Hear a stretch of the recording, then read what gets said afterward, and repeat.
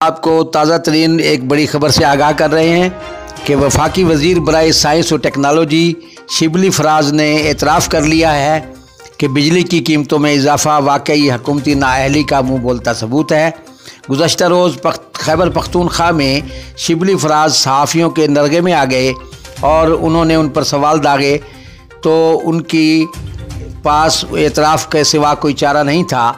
उन्होंने एतराफ़ करते हुए कहा कि बिजली की कीमतों में इजाफ़ा वाकई हमारी सियासी मौत है, मगर हुकूमत इजाफ़ा करने पर मजबूर है और वज़ीर आज़म अब पन बिजली के मंसूबों पर तवज्जो दे रहे हैं। उन्होंने ये भी तस्लीम किया कि उनकी हुकूमत ने बिजली के लिए पैदावारी मंसूबे पर कोई तवज्जो न दी है, जिसके बायस अब उनकी सियासी मौत हो रही है।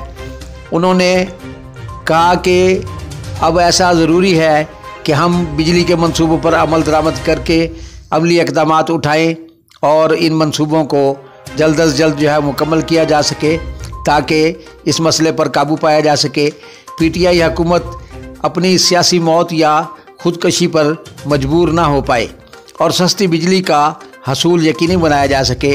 खुदा करे वो अपने इस कौल व फेल पर अपने अमल का मुज़ाहरा कर पाएँ, वरना आज तक तो उनकी हुकूमत सारे वादे झूठे ख्वाब ही साबित हुए हैं।